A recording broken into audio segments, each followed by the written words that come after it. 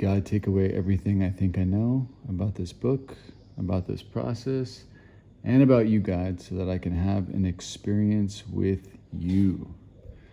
Okay, how it works. So now we are beginning to get into the directions of how to recover. So, chapter 5, how it works. Rarely have we seen a person fail who has thoroughly followed our path.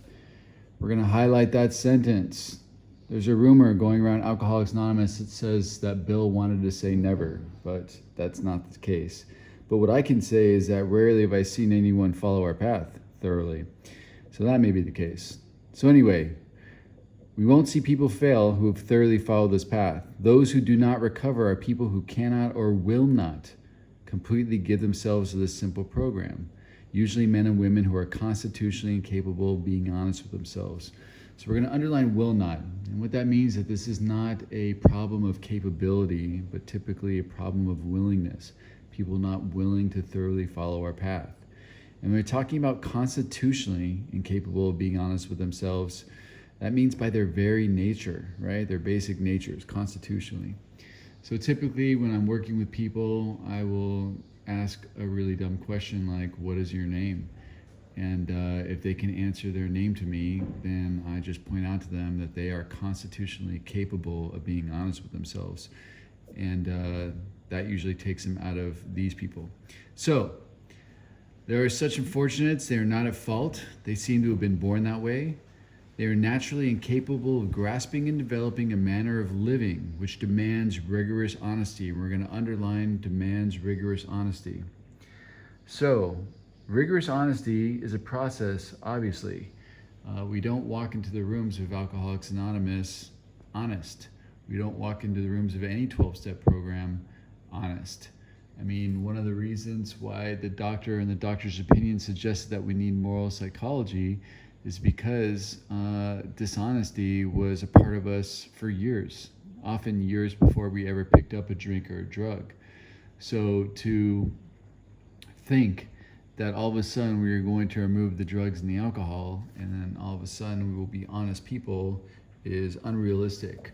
To think that if you've been practicing dishonesty for 20 years, that you're going to become an honest person in 5 years or even 10 years is pretty unrealistic. So this is an evolving process, right? And the reason why rigorous honesty is so important is because if we are practicing the pattern of believing a lie, then eventually the mental obsession wins, right? Because the mental obsession is the ability to believe a lie. And the lie that we believe in terms of drugs and alcohol is that we do not have the physical allergy to drugs and alcohol. So if all day all I'm doing is believing lie, and that's what I'm doing for months and months and months, or maybe even years and years and years, then eventually the lie is going to be slipped into my brain that says, oh, you know what? Maybe it's just a sip of champagne at a wedding. It's all good. So rigorous honesty is important to break that cycle, to break that pattern, right? Now, my experience with becoming rigorously honest is with the help of others. You know, oftentimes I think that I'm being honest, but when I run my stuff by another human being, I find out that I was being less than honest. And that's another reason for the fifth step when we get there. So it says their chances are less than average. There are those too who suffer from grave emotional and mental disorders, but many of them do recover if they have the capacity to be honest. And we're going to underline, many of them do recover if they have the capacity to be honest. I've seen it firsthand. I've seen people walk into treatment centers who were out of their minds, who thought things were implanted under their skin and their forearms and in their shins, and they were communicating to the government through these metal plates implanted them. And then I, saw them have some capacity to be honest with themselves. I saw them able to take feedback and to strive for honesty, and I saw them work steps, and I saw them heal. So this is possible. It says our stories disclose in a general way what we used to be like, what happened, and what we are like now. And we are going to highlight that because this is how we share meetings again, right? What we used to be like, what happened, and what we are like now. If you've decided you want what we have and are willing to go to any length to get it, Underline, willing to go to any length to get it. Again, they're talking about that drowning man, right? Then you are ready to take certain steps. At some of these we balked. So we were like, hell no. We thought we could find an easier, softer way. Who's looked for that? And what has been your easier, softer way? And how has it worked out for you? But we cannot. With all the earnestness at our command, we beg of you. We're going to underline beg of you. And next to that, we're going to write because we know how it is. Okay? And we're writing because we know how it is for two reasons. We're begging of you because we know that the lie is so thick that we need to show the desperation, right? And we're also begging of you because we know the path that you're about to walk on if you continue living this lie, and if you continue doing the process of relapse, get sober, it's an uncomfortable, painful process, and unfortunately it leads us to death. But we beg of you to be fearless and thorough from the very start. Some of us have tried to hold on to our old ideas, and the result was nil until we let go absolutely. So again, it's like what the doctor said, we need displacement. We need to let go of the old ideas and replace them with new ideas. That's part of the spiritual experience of the God-powered personality change. Remember that we deal with alcohol, cunning, baffling, and powerful. We're going to write warning next to that. So alcohol is cunning, it's baffling, and powerful. Right? It's confusing, it's sneaky, it's clever, and it's more powerful than us. It says, without help, it is too much for us. But there is one who has power. That one is God. May you find God now. We're going to highlight, without help, it is too much for us. So that's really our first step, right? We can't do it on our own. But there is one who has all power. Considering that as step 2, that one is God. May you find God now. It's going to be your step 3, right? So we highlight that. Next to that, we're going to write warning. And the warning is that without a relationship with God, it's got too much power over you, right? Half measures availed us nothing. We can't half measure this program, okay? Which means you can't go to meetings and not go through the steps and not work with others, and it's going to work. You can't go to meetings and work the steps and not work with others, and it's not going to work. You can't go to meetings and work with others but not work the steps. It's not going to work, right? You can't get through 3 steps and then stop. It just doesn't work that way, right? So it says, half measures availed us nothing. We stood at the turning point. We asked God's protection and care with complete abandon. We admitted here are the steps we took, which are suggested as a program of recovery. So the first step, we admitted we are powerless over alcohol, that our lives have become unmanageable. So as I read these, I'm going to give a really quick overview of what they mean, right? So admitting that you're powerless over alcohol really means that you're admitting that you have the physical allergy, right? You're powerless over that physical allergy. Once you put that drink or that drug inside of you, you cannot control or have any power over what happens next, and your life is unmanageable. Your life is unmanageable because of our thinking, our decision-making, our plans, all that mental obsession stuff, the lies that we believe creates unmanageability in our lives. Came to believe in a power greater ourselves that can restore us to sanity. So if my thinking and my plans and my designs don't work for me, then I need to reach out to others and figure out and talk to them about what my plans are, what my schemes are, what my designs are, run that shit by other people. And if I'm open-minded enough to listen to their feedback, then there's some hope that I can be restored to sanity. 3, made a decision to turn my will and our lives over to the care of God as we understood God. Again, the simple way to look at that is turning our will, which is our thinking, and our life, which is our behavior, over the care of God. If we don't have a real connection with God yet, it's okay. It's basically following direction of the people that we reached out to and doing something that they suggested rather than doing something that we wanted to do, right? So again, it's important to make sure that, it says in the book that if you're as alcoholic as we are, there's no middle of the road solution. So that means that we should not bring people into our lives that we're running our stuff by that can't help us have a different perspective or find a different way out of it than what we plan, right? Our whole purpose is to have a spiritual experience or a God-powered personality change. We don't need people in our corner that are co-signing our bullshit.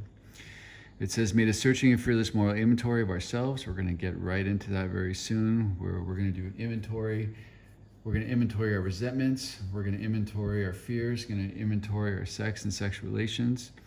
We admit to God, to ourselves, and to another human being the exact nature of our wrongs. So we're going to read that to another human being, and we're going to find out even more truth about ourselves than we were able to self-assess. We're entirely ready to have God remove all these defects of character. So it's a moment with ourselves once we review our inventory after we've done our fifth step and really, ask ourselves, okay, are we really entirely ready? And then we ask God, humbly ask God to remove our shortcomings or sins, right? Because the way that we're going to do our inventory is we're going to break our part down to the 7 deadly sins. So that way we can simplify things so we know what we're asking for in the moment.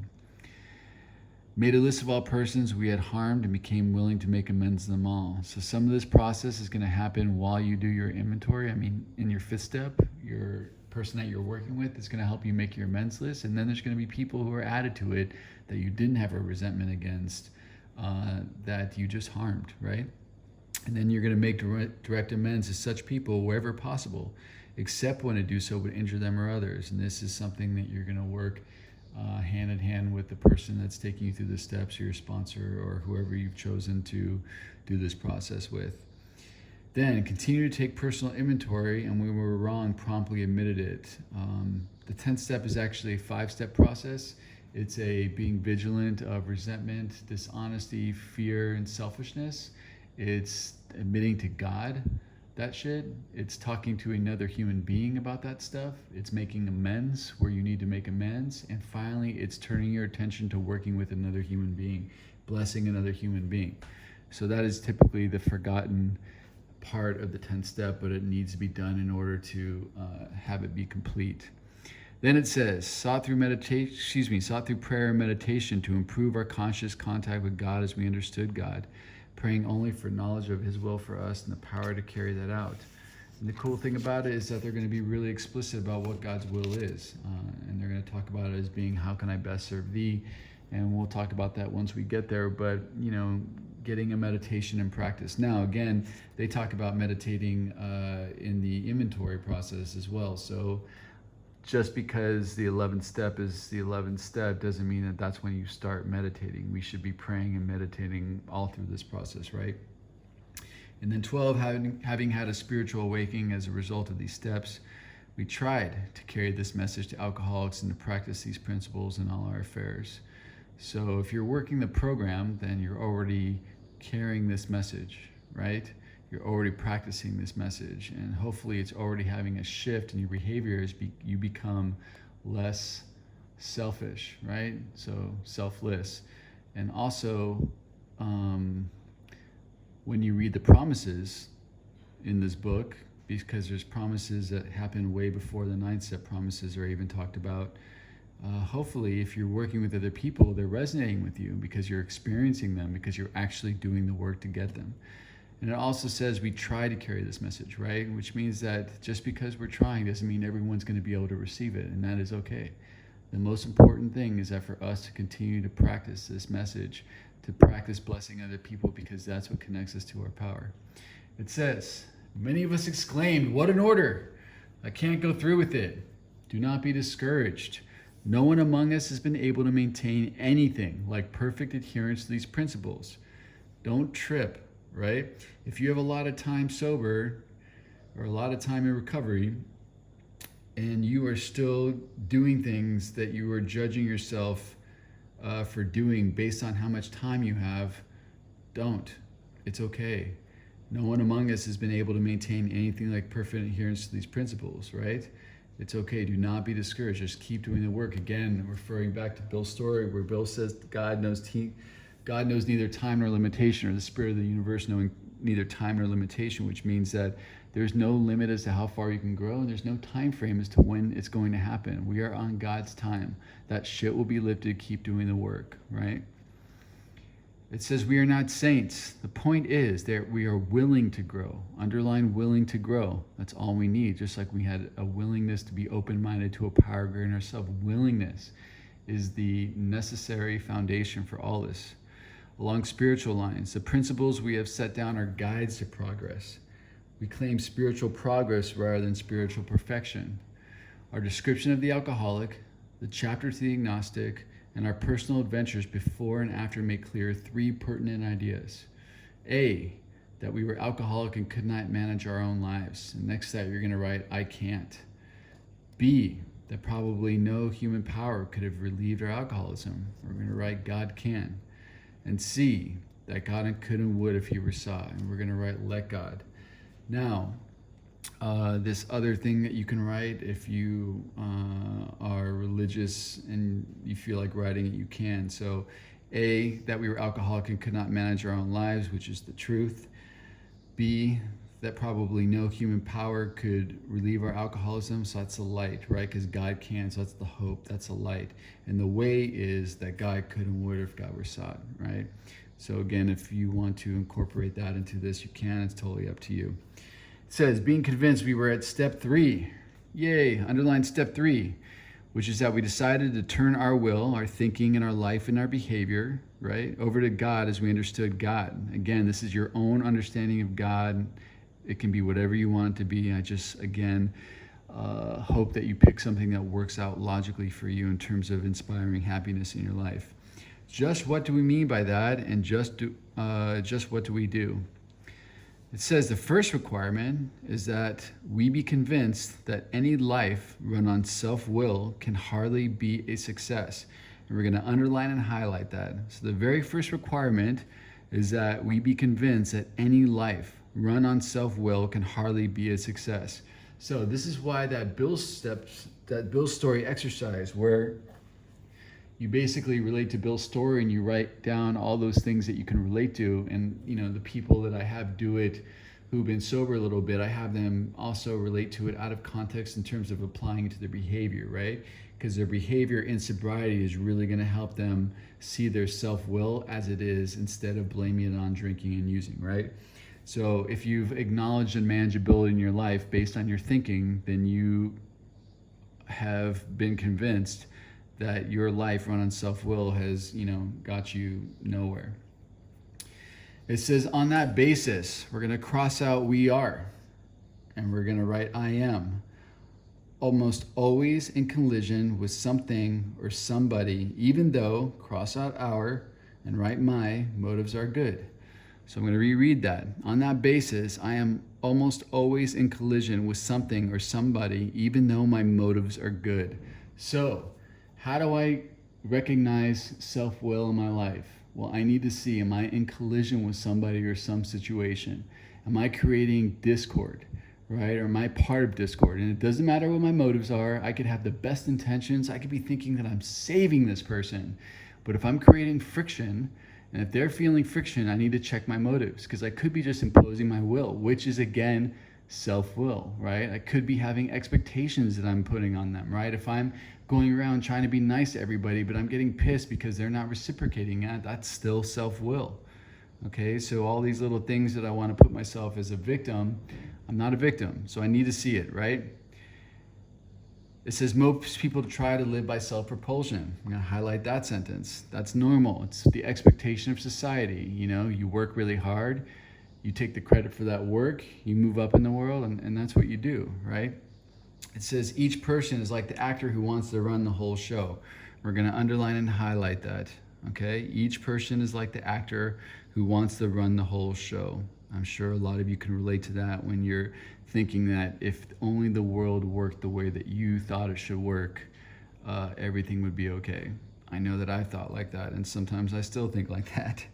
It says, is forever trying to arrange the lights, the ballet, the scenery, and the rest of the players in his own way. And we're going to highlight that as forever trying to arrange the lights, the ballet, the scenery, and the rest of the players in his own way, right? So if you're actually trying to manipulate the people around you to get them to do what you want to do, that's what they're talking about.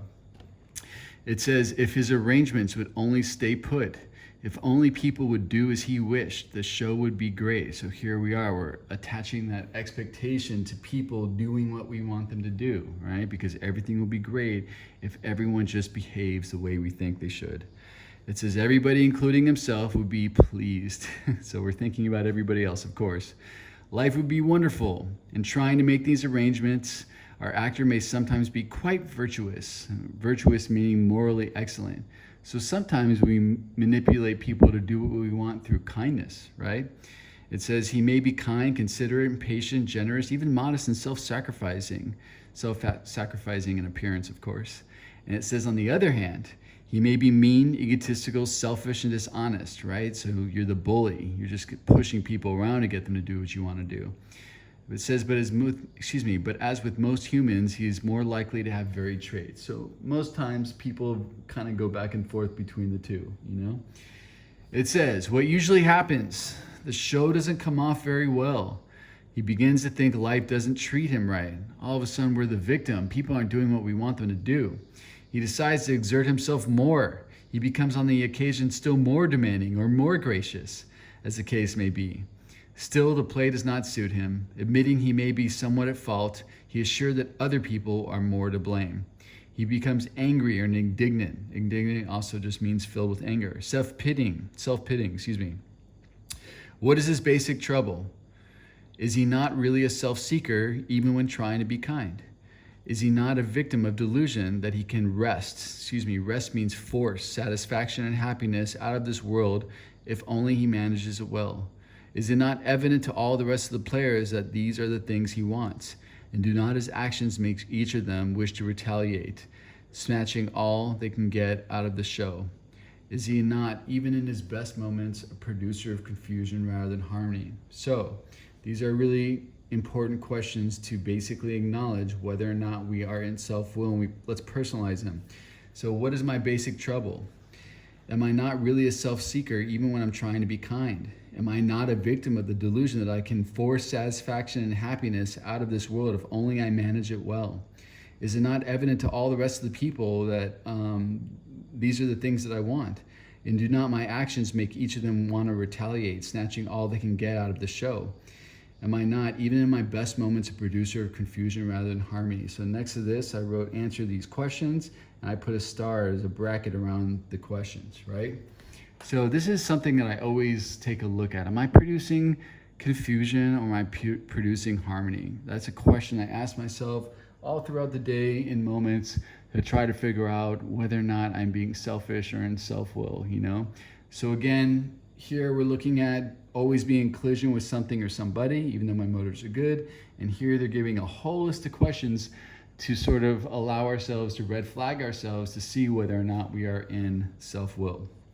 It says, our actor is self-centered, egocentric, as people like to call it nowadays. He's like the retired businessman who lulls in the Florida sunshine. Lulls means lounges in idleness. And in the winter, complaining of the sad state of the nation. So these people who just sit back and just complain about how shitty the world is, right? It says the minister who sighs over the sins of the 20th century, politicians and reformers who are sure all would be utopia if the rest of the world would only behave. The outlaw safecracker who thinks society has wronged him, and the alcoholic who has lost all and is locked up. Whatever our protestations or strong expressions of disagreement, are not most of us concerned with ourselves, our resentments, or our self-pity? We're going to underline concern with ourselves, our resentments, or our self-pity. Now it's going to be very clear. It says selfishness and self-centeredness. That we think is the root of our troubles. Driven by 100 forms of fear, self-delusion, self-seeking, and self-pity, we step on the toes of our fellows and they retaliate. So again, we're going to underline that. Selfishness, self-centeredness, that we think is the root of our troubles. Driven by 100 forms of fear, self-delusion, self-seeking, and self-pity, we step on the toes of our fellows and they retaliate. So all these defects that we're going to learn about ourselves in the inventory, it's all based in self, right? So writing an inventory is not going to cure you, right? It's not even going to treat you. Reading it to somebody is not going to cure you or treat you. You trying to manage all your defects is not going to cure you or treat you, okay? If everything is derived from self and selfishness and self-centeredness, then the real treatment for that is selflessness. That's why working the program is so important, because it gets you in selflessness. It's an altruistic movement, right? That's what rehabilitates us. That's why it's so important to be working with as many people as you possibly can always, you know? And again, leave the results up to God, allow the universe to manage that shit, but all you need to focus on is working with people. That's going to pull you away from these defects they're going to talk about. It says, sometimes they hurt us, seemingly without provocation, right? Or a reason. But we invariably always find at some time in the past we have made decisions based on self, which later place us in a position to be heard. So it says our troubles we think are basically of our own making. They arise out of ourselves, and the alcoholic is an extreme example of self-will run riot, though he usually doesn't think so. And we're going to underline all this. So our troubles we think are basically of our own making. They arise out of ourselves, and the alcoholic is an extreme example of self-will run riot, though he usually doesn't think so, because we rationalize everything. And this is that rigorous honesty thing, right? We believe the lie. We don't see ourselves in this light. So this is the importance of the inventory, right? We need to see the truth about ourselves, and this is the importance of reading it to somebody. We need to see even more truth, because our own self-assessment is not going to be enough, and they're going to say that in the book itself. It says, above everything, we alcoholics must be rid of selfishness. We must, or it kills us. We're going to circle must, and highlight those two sentences. So above everything, we alcoholics must. That is not a suggestive word. That is a direction. Be rid of selfishness. We must, or it kills us. I mean, that's definitive. They're saying it will kill you, right? So how does selfishness kill me? Well, if I'm being selfish, right, then I'm living in lots of self-centered fear too, right? I'm prey to all kinds of emotional unmanageability, because that's a spiritual malady. We talked about that already, right? Emotional unmanageability gets overwhelming. If I'm like prey to, anger and worry and depression and, jealousy and fear, and that's running my life, then I'm feeling overwhelmed with that, right? And that's not a good place to be. And when that gets really overwhelming, life feels really helpless. And I don't know if you guys have ever experienced depression or anxiety in that sense, but it's just like you feel like you can't get out of it, And for me, there's only 3 ways out of that. There's killing myself. There's picking up and using again, which is just a slower way of killing myself. Or there's working this program, right? So that's how that kills us. It says, God makes that possible. So God has made that possible by giving us this book and giving us this program, right? Because this book is a tool to get rid of selfishness. And again, it's a practice, right? We utilize this book as a tool, as a textbook to teach other people. And in that moment that we're teaching, we're thinking about them and not thinking about us. And there often seems no way of entirely getting rid of self without God's aid. And we're going to highlight there often seems no way of entirely getting rid of self without God's aid. I definitely could not get rid of my self-centeredness without this book. It would have been impossible. It says many of us had moral and philosophical convictions galore. I definitely had that. I had read books. I had, met gurus. I had, been introduced to all kinds of different, philosophies, but none of it worked. It says, but we cannot live up to them even though we would have liked to. And honestly, it feels like defeat to have a concept and to know a concept but not to be able to apply it consistently. That just made me feel worse. It says, neither could we reduce our self-centeredness much by wishing it on our own willpower. We had to have God's help, and we're going to underline and highlight we had to have God's help. And I look at it as simply as the universe has provided me a book. Here it is. Here's my help. It's a really simple tool. The universe provided me a teacher to teach this book, and that's all the help that I need, and the universe continues to provide me people to show up and be of service to, always. So there's my God's help, and it's working. It's connecting me to it. It says this is how and the why of it. First of all, we had to quit playing God. Underline, quit playing God. So no longer running the show, no longer passing on Michaelis' message, no longer trying to manipulate everybody around me to do what I want them to do. It didn't work. It didn't. So underline, quit playing God. Underline, it didn't work. Next, we decided that hereafter in this drama of life, God was going to be our director. And we're going to underline and highlight, God was going to be our director.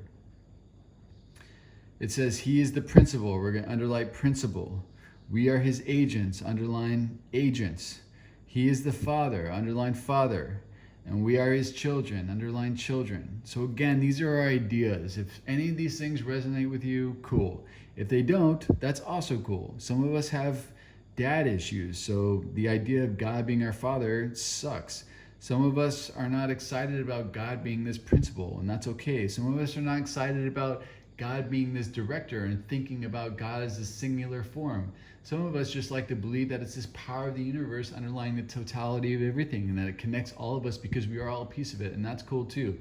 Whatever you want to believe in, it's all good. If this doesn't resonate with you, leave it. You have your own choice of your own power. It says, most good things are simple. And this concept was the keystone of the new and triumphant arch through which we pass to freedom. You're going to underline. Most good ideas are simple, and this concept was the keystone of the new and triumphant arch through which we pass to freedom. Circle the word keystone. Keystone is that trapezoid-shaped stone in the middle of the arch that basically keeps it together and keeps it from collapsing. Okay, so top of page 63. When we sincerely took such a position, all sorts of remarkable things followed. We had a new employer, and we're going to circle. We had a new employer. It says, being all-powerful, he provided what we needed if we kept close to him and performed his work well. And we're going to underline that sentence. Now, this is the one, maybe second sentence in this big book that I absolutely disagree with it. It's saying, being all-powerful, God provided what we needed if we kept close to him and performed his work well. Now, my experience in my life with the God that I picked is completely unconditional. And I can look back in my life and I can basically see that something was taking care of me and loving me no matter what, right? Even when I was out there running in the streets, doing all kinds of things, all kinds of people, not caring about them, not living God's will, something brought me into Alcoholics Anonymous and gave me a second chance at life. Even in sobriety, when I've done things sober, hurting people left and right, lying, cheating, doing all kinds of crazy shit sober, something still loved me and gave me another opportunity to go through this program and to really understand this program. So something loves me no matter what. Something is providing me what I need no matter what. This whole process is not about getting a God. God is here. God is there whether I know it or not. This whole process is about me learning how to enact my connection to that power, right? The power is there. It's there for me to take. It's just when I don't believe that and I don't feel connected to it, that's when I get in all the fear, So this is guaranteeing me a connection to that. It says, established on such footing, we became less and less interested in ourselves. Now that is only possible if you are practicing an action that is you thinking about you less. So again, this is not going to be happening for you if you're not working with other people. It says our little plans and designs. More and more we became interested in seeing what we can contribute to life.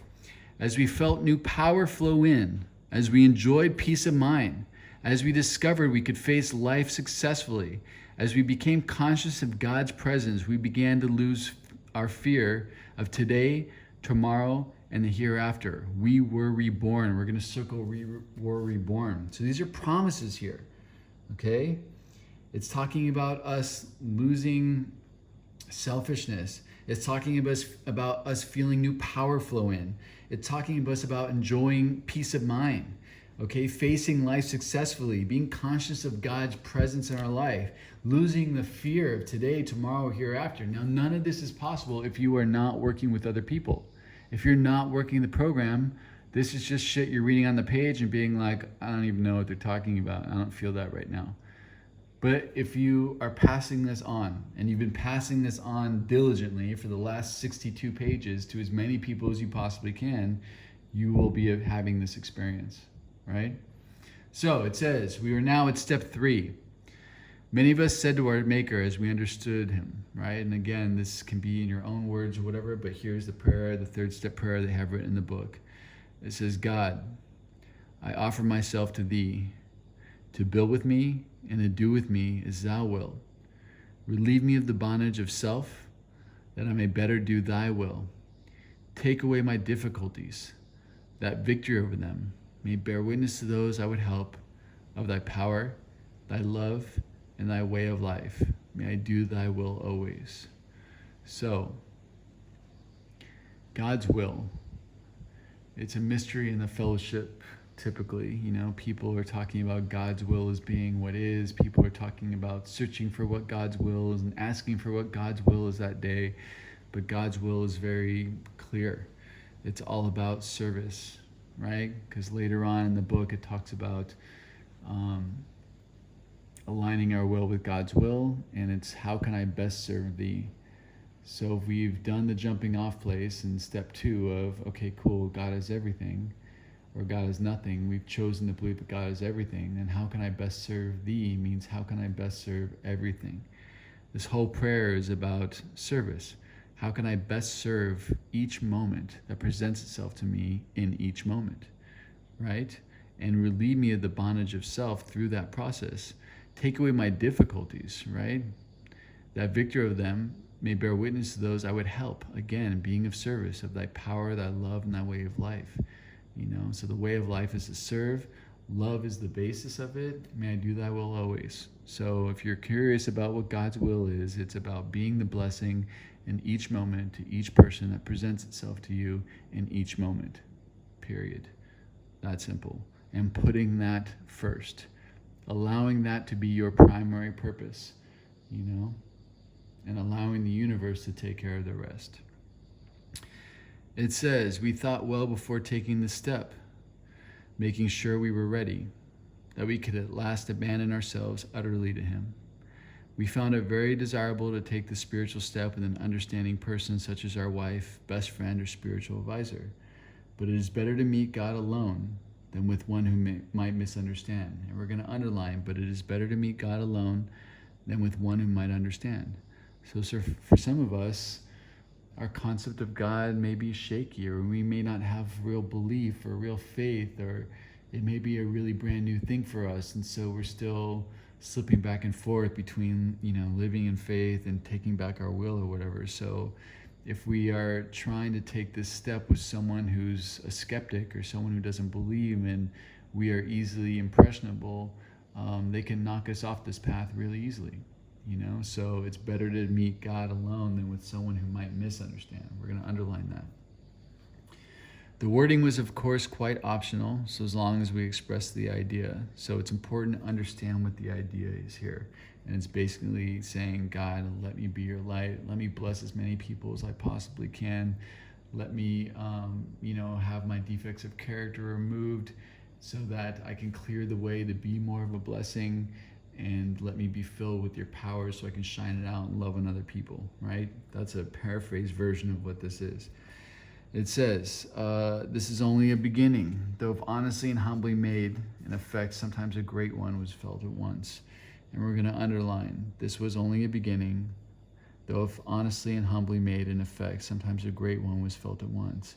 And if you don't have a great feeling of effect or whatever, that's okay too. I remember my first time I did a third step, I did it in the Norm's parking lot in West LA. And truthfully, I didn't feel anything, and that was okay. I've had plenty of feelings, and even sort of just logically looking back in retrospect in my life to see God working in my life that were more powerful than that. So don't place any expectation on what this is supposed to feel like. And if you do have a magical moment, awesome. It says next, so right away, this is a non-lollygagging experience because we've told God that, look, you're making a decision to turn your will, which is your thinking, your life, which is your behavior, over to care of God. So the first thing that they tell you to do to prove that you're willing to take some action is launching out in a course of vigorous, full of active force action. The first step of which is a personal house cleaning. So exciting. It says, which many of us have never attempted. Though our decisions was a vital and crucial step, it could have little permanent effect unless it was at once followed by a strenuous effort to face, to be rid of the things in ourselves which have been blocking us. Our liquor was but a symptom, so we had to get down to the causes and conditions, and we're going to underline that. Our liquor was a symptom, so we had to get down to the causes of conditions. Now, this is about living sober, okay? Sometimes this gets twisted, this causes and conditions thing, and the liquor was a symptom, meaning that, trying to say that we're alcoholics or drug addicts because of causes and conditions. That's not the truth. Nothing made me a drug addict or an alcoholic. I was born that way. I was born with a physical allergy, right? And I was born with a mental obsession, which means a brain that lies to me telling me that I do not have the physical allergy. That was within me, no matter what. Nothing happened in my life that made me an alcoholic or a drug addict. But like over time, and as my moral compass got more twisted and twisted and twisted, once I got into sobriety, in order to learn how to refunction again and be a productive member of society and actually feel right with myself and not be living in spiritual malady, I needed to understand the causes and conditions, right? This is about treating me in recovery, okay? It says, therefore, we started upon a personal inventory. This was step 4. A business which takes no regular inventory usually goes broke. Taking a commercial inventory is a fact-finding and fact-facing process. It is an effort to discover the truth about the stock and trade. One object is to disclose damage or unsalable goods, to get rid of them promptly and without regret. If the owner of the business is to be successful, he cannot fool himself about values. Now, do you hear how matter of fact they're explaining this, right? So basically the purpose of the inventory is to look at ourselves, to let go of what's not working, to keep what does work, and to strive for an ideal that we come up with, right? And that ideal is going to evolve over time, right? As we understand that, we start evolving past the limitations of what our previous ideals are. But the purpose of saying that this is so matter of fact is that it doesn't have to be some crazy emotional experience. It's really just looking at ourselves and figuring out, okay, cool, this works, cool, this doesn't work, cool, moving on. It doesn't have to be a reliving of every single thing that happened in our past. It says we did exactly the same thing with our lives. We took stock honestly. First, we searched out the flaws in our makeup, which caused our failure. Being convinced that self, manifested in various ways, was what had defeated us. We considered its common manifestations. It says, resentment is their number one offender. It destroys more alcoholics than anything else. From it stems all forms of spiritual disease. For we have not been only mentally and physically ill, we have been spiritually sick. When the spiritual malady is overcome, we straighten out mentally and physically. So we're going to underline and highlight all of that. Now you hear a lot of things in the fellowship about resentments. One of my favorites is resentment is like drinking poison and expecting it to kill somebody else. But why is resentment the number one offender? Well, let's look at it logically, okay? If I'm resenting you, I'm not trying to bless you. I'm not trying to be kind to you. I'm not trying to be loving to you. I'm not trying to be compassionate to you. I'm not trying to basically live my purpose around you, right? I'm not trying to shine my God light onto you because I hate you. Now, if I'm not trying to do that, then I'm basically stifling my own opportunity to connect to God. When I don't feel connected to God, then I'm prey to all that emotional unmanageability, the anger, the worry, the depression, the jealousy, all that stuff that we talked about before, right? And that stuff overwhelms me, like we talked about before, and it leads me to those 3 choices, right? Killing myself, drinking and using, or getting right spiritually. So that's how resentment is the number one offender. It's that simple, okay? Cool. It says in dealing with resentments, we set them on paper. We listed people, institutions, or principles with whom which we were angry. We asked ourselves why we were angry. In most cases, it was found that our self-esteem, our pocketbooks, our ambitions, our personal relations, including sex, were hurt or threatened. So we were sore, we were burned up. On our grudge list, we set opposite aside. Let me try this again. On our grudge list, we set opposite each name our injuries. Was it our self-esteem, our security, our ambitions, our personal or sex relations, which had been interfered with? We're usually as definite as this example. When I finish this aspect of the resentment stuff, I'm going to show you how I do an inventory, just so it's clear for you. But it says, I'm resentful of Mr. Brown. The causes, he has attention to my wife, told my wife of my mistress. Brown may get my job at the office. It affects my sex relations, self-esteem, fear, sex relations, self-esteem, fear, security, self-esteem, fear. And it's not showing us the my part, but these are the first 3 columns. Mrs. Jones, she's a nut. She snubbed me. She committed her husband for drinking. He's my friend. She's a gossip. Affects my personal relationship and self-esteem, fear. My employer, he's unreasonable, unjust, overbearing, threatens to fire me for drinking and padding my expense account. Affects my self-esteem, security, should be ambitions there too. And last, my wife misunderstands and nags, likes Brown, wants the house put in her name, pride, personal sex relations, security, and fear. And when I go over the inventory, I'll make all this stuff a little bit more clear. So it says, we look back at our lives. Nothing counted but thoroughness and honesty. And we're going to highlight that. Nothing counted but thoroughness and honesty. So I'm a big fan of thorough, and I'm a big fan of us getting as honest as we possibly can. So I'm not one of those people that's like, just write out 12 resentments and we'll figure it out from there. I think that it's something that, especially if you're brand new in the program, it's something to be able to, get it all out. Get as many resentments as you possibly can. Remember, a lot of times the things I hear from people is, I just don't really hate anybody or whatever. And then, if you just ask yourself, okay, cool. So what was it like with your parents growing up? What was it like with the kids that you grew up with? Were there any teachers that bummed you out, And then once you start kind of getting in that flow, things will sort of just fall into the paper. The other thing that I suggest is, before you start going across columns or doing that craziness, just make a list of names.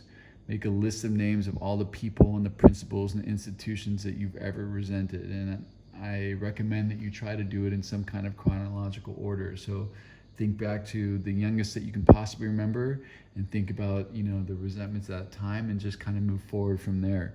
But make the list of names first, because if you start just writing, mom, and then you write all the things you resent about your mom, then you're going to kind of get stuck here.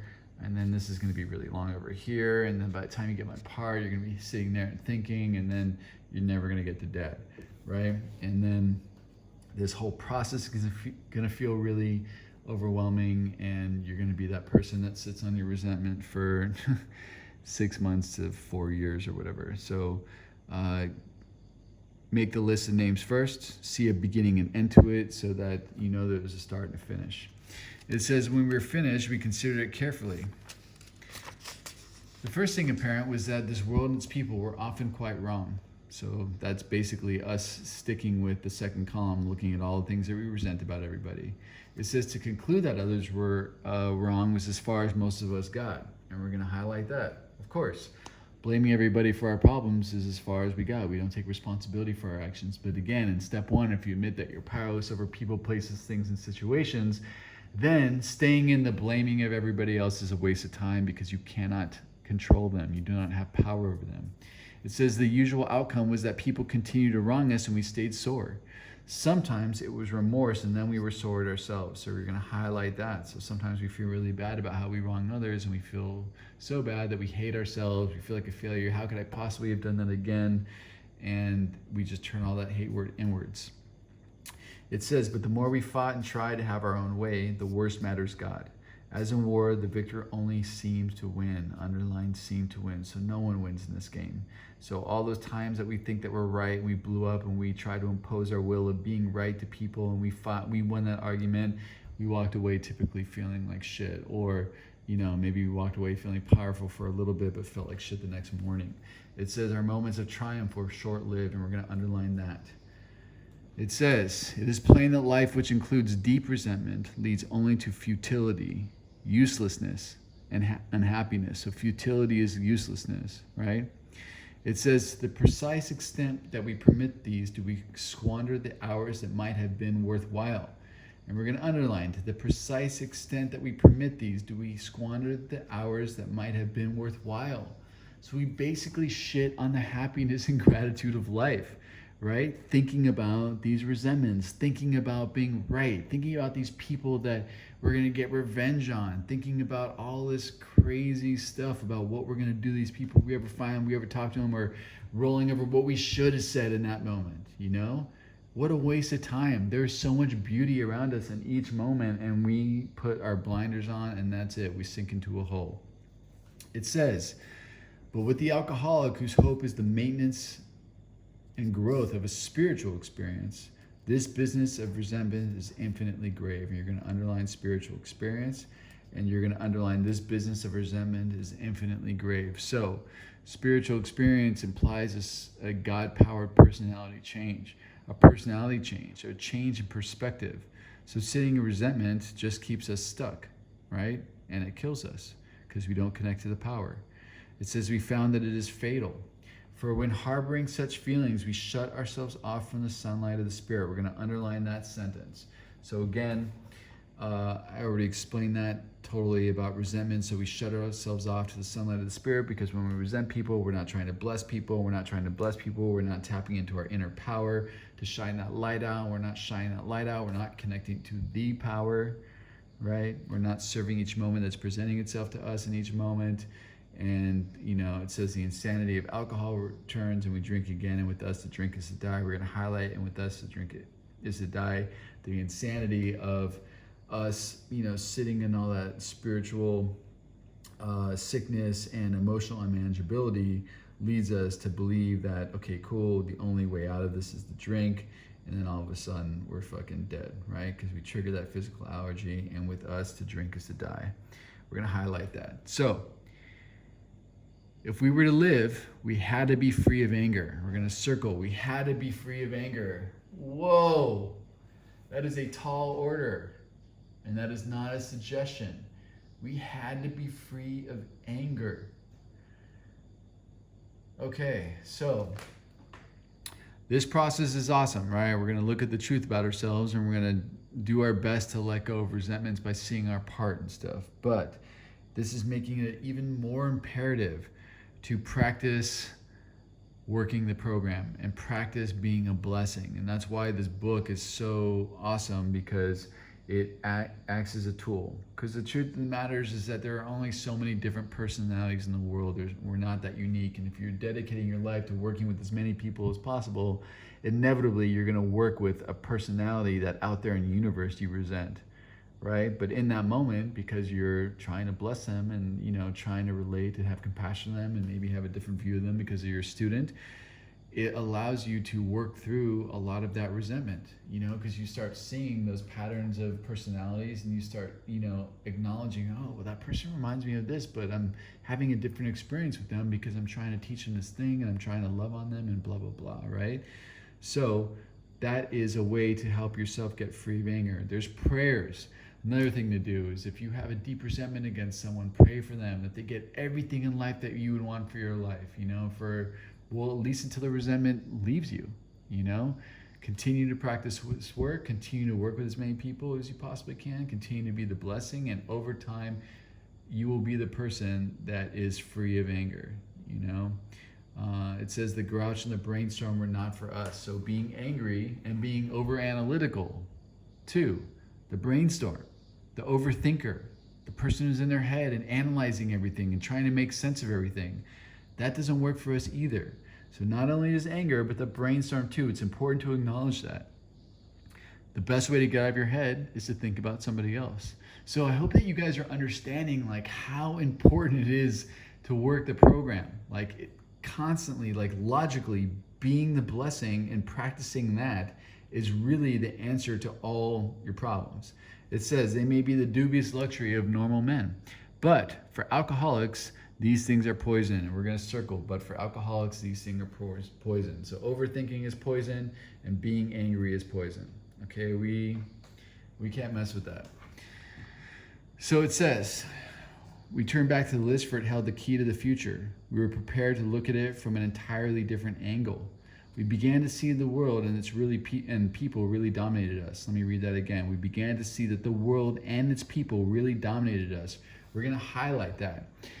One of the dudes, when I first got sober, used to tell me I was a puppet on a string, and that when people did stuff to me or life happened, the string would pull my arm this way and then my neck that way and my leg this way, and basically I was a slave to everybody around me.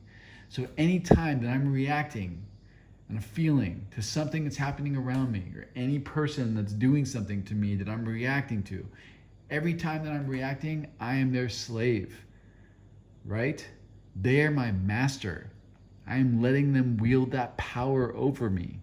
Another person that helped me get sober told me that I was allowing them to rent space in my head, but they weren't paying rent, right? They're dominating me. Now, the only way to break free of that is to make the most important relationship of my life my relationship with God, right? Not any one human being, but my relationship with God be the most important. And the best way that I can do that is by, putting my God-given purpose on this earth first. What is that? Bet you couldn't guess. That's right. Blessing as many people as I possibly can. And that's what gives me the freedom. And again, blessing means being kind and loving without expectation of reciprocation. Just blessing for blessing's sake, because that's what connects me to my power, not because that person owes me. It says, in that state, by the way, we highlighted that, in that state, the wrongdoing of others, fancied or real, circle fancied. Fancy means imagined. So another thing that I learned is that so much of things that I resented people for was stuff that I made up on my head, stories that I made up in my head, stuff they didn't even do, things they didn't even say, or things that they didn't even think about me. It was all stuff that I made up, and it wasn't until I got rigorously honest through this process that I got to see that I was holding on to things based on nothing. It says, in this state, the wrongdoing of others, fancied or real, had the power to actually kill. How could we escape? We saw that these resentments must be mastered, but how? We cannot wish them away any more than alcohol. This was our course. We realized that people who wronged us were perhaps spiritually sick. We're going to underline that. Okay, cool. So here's the compassion part. And all this stuff is going to be gone over when we talk about the inventory and my part stuff. It says, though we did not like their symptoms and the way they disturbed us, like ourselves, we're sick too. We ask God to help us show them the same tolerance, pity, and patience that we would cheerfully grant a sick friend. We're going to underline all of that. I'm going to reread it again because I stumbled on some words. Though we did not like their symptoms and the way these disturbed us, they, like ourselves, were sick too. We ask God to help us show them the same tolerance, pity, and patience that we would cheerfully grant a sick friend. And here's a prayer, right? When a person offended, we said to ourselves, this is a sick man. How can I be helpful to him? God save me from being angry. Thy will be done. So again, this is a prayer to say, when you're feeling angry, this is a sick man or woman. How can I be helpful to him or her? God save me from being angry. Thy will be done. So even there, we're going to highlight that. We're asking how to be of service, right? One of the prayers that I say when, I'm confused about people in my life in terms of am I being codependent or not is I say, God, please allow me to be of service to this person. And if I'm no longer able to be of service to them, please remove them from my life. It says we avoid retaliation or argument. We're going to highlight that. So we don't try to argue with these people anymore, because every time we argue, every time we try to prove our point or say stuff out of our mouth to have those words, we revalidate our resentments because we're putting action behind the thought. It says we wouldn't treat sick people that way. If we do, we destroy our chance of being helpful. We cannot be helpful to all people, but at least God will show us how to take a kindly and tolerant view of each and every one. And we're going to circle kindly and circle tolerant view of each and every one. We're going to underline that. Excuse me for dropping shit. Referring to our list again, putting out of our minds the wrongs others had done, we resolutely looked for our own mistakes. Where we've been selfish, dishonest, self-seeking, and frightened. Though the situation had not been entirely our fault, we tried to disregard the other person involved entirely. Where were we to blame? And we're going to underline, we resolutely looked for our own mistakes. Where we've been selfish, highlight, dishonest, self-seeking, and frightened. Though the situation had not been entirely our fault, we tried to disregard the other person involved entirely. Where were we to blame, right? So this again talks about, okay, cool, we need to look for our part. And the reason why is because we cannot change them. We need to change our perspective of them. Again, this goes back to that whole thing about, the great fact is this and nothing less, that, God has revolutionized our whole perspective towards, this universe, towards our fellows, everything, all that stuff, right? So we're trying to change that. We're trying to change our perspective. We're trying to get freedom so that the world doesn't dominate us anymore. It says the inventory was ours, not the other man's. When we saw our faults, we listed them. We're going to highlight that. We placed them before us in black and white. We admitted our wrongs honestly, and we're willing to set these matters straight. And we're going to underline. We admitted our wrongs honestly, and we were willing to set these matters straight. And we're going to stop there. I'm going to show you how to do an inventory. And yeah, thanks. So here we have two notebooks side by side. And basically, I just open them up to blank pages. So I have 4 blank pages in front of me. And these pages, column 1, column 2, column 3, column 4. Now, in the first column over here, I put the name, and that's the name of the person I resent, the principle I resent, or the institution I resent. This, of course, is after you've already written your complete list of everybody that you resented. So then you do one at a time. Okay, so it would just be mom, right here. And then you have plenty of space to write every single thing that you ever resented about them. Then you're gonna write what part of you it affects. Does it affect your personal relationships, your sexual relationships, your ambitions, your pocketbook, that kind of stuff. And then over here, the most important is my part. And my part, you're gonna break down into 3 different questions. Question 1 is, where was I at fault? Question 2 is, how have I behaved the same way in my past? So let's say you resent somebody for cutting you off on the road. Have you ever cut anybody off on the road when you were driving? So kind of looking for the hypocrisy aspect so that we can find some compassion for people. We'll see that, we're not that different. And the last question, how have I held on to this resentment to serve me? And this is basically for some of those resentments that are a little more challenging, or maybe under the sort of trauma category. So let's say for me personally, I was molested as a kid. So basically me being there is not my part, okay? But I need to look at how did I use that to, rationalize things in my adult life, right? Holding on to that resentment to rationalize behavior, rationalizing being a victim, or rationalizing getting sympathy from people, or justifying not trusting men, or justifying being promiscuous in relationships, or being emotionally unavailable, or basically how I've used this resentment to hold me back from growth in certain areas, or allowed myself a past to not grow in certain areas. So that is my part aspect. So this is how you do a 4-column resentment inventory. Name, resentment, affects my, and then my part broken down in these 3 questions. Where was I at fault? How have I behaved the same way? And how have I held on to this resentment in a manner that served me, right? So this is it. This is how we start it. I wish you guys best of luck, and I hope that this is helpful. And if you have any questions, please feel free to leave me comments. And that's it. See ya.